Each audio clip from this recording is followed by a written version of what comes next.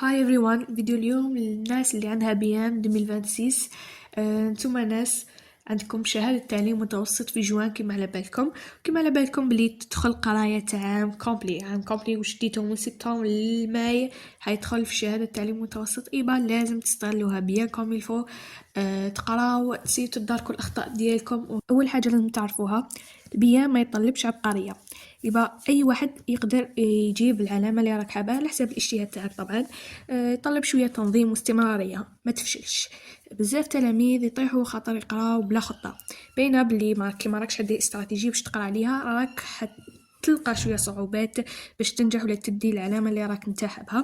ولا تاني كاينه اللي خلال القرايه حاجه واحده اخرى، العطله راهي باش تصلح الاخطاء تاعك، ياك ماشي تزيد فوقها دروس جديده. مثلا في المات كاينه اللي يبداو في الدول وما ميم با ما يكملوش التحليل، صاي كي تلقى روحك تقدر تحل 80 تقدر تحلي سوجي في هذاك المقطع باش تروح للمقطع الجديد. ياك عندنا ثاني مثلا روحي شوفي الدروس اللي تغلطي فيهم، مثلا اي شيء درس هكا دائما في السوجيات ما تقدريش تحليه، تبلوكي فيه، تكوني فهمتي وبعد تنسايه مثلا. طاح لك في الدوفار في الاكزامان وما حليتيش هذاك، روحي بكل هدوء افتحي اليوتيوب، فدخلي في السيرش وكتبي الاسم تاعو وقرايه، فهميه مليح بيان كوم يفو، ومن بعد روحي لحاجه جديده. دائما فوتي في اللي عندك باش تروحي لحاجه جايه. اللي نهضروا على السوجي تاع تنظيم الوقت وكامل، كاين بزاف اللي يخلعوكم جدول وما جدول، هذو كامل ما كاش منهم بيناتنا. انت زعما دير جدول صح تلتزمي به، صح حتى لا لا لا لا.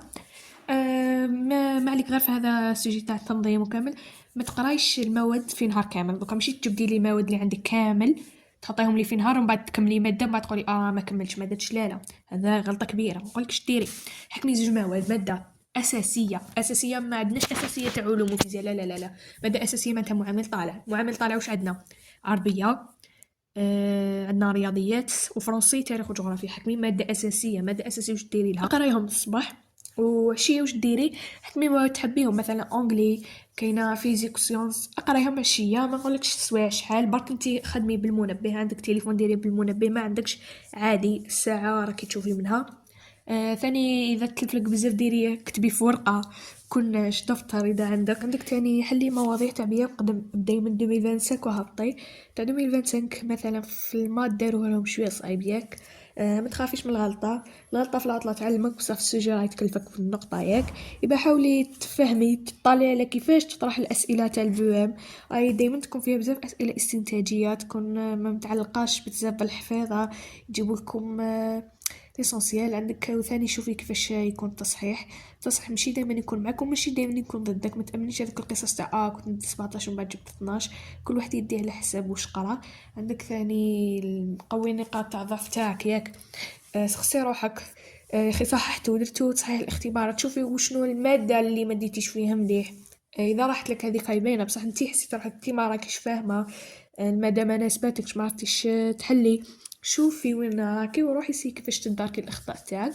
عندك ثاني تليفون راهو اكبر عدو ليك في العطله، ياك 5 دقائق تلقاي روحك في ساعه. سما شوفي ما نقولكش ما تشديش التليفون انا في عطله، ياك نورمال شديه بصح مور ما تكملي. ياك كنا نقراو الصباح شويه وعشيه شويه، ما نديروش بزاف سوايع على روحنا، 2 سوايع 3 سوايع في النهار.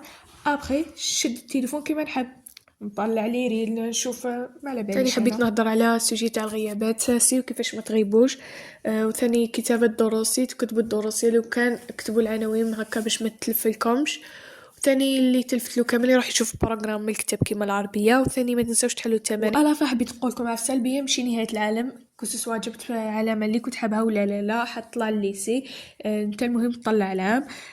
ما بس حبيت نقولها بس اللي قرا دوكا في العطله واللي يستغلها بشكل مليح اكيد حيخف على روحو ضغط كبير في نهايه السنه. القرار بيديكم.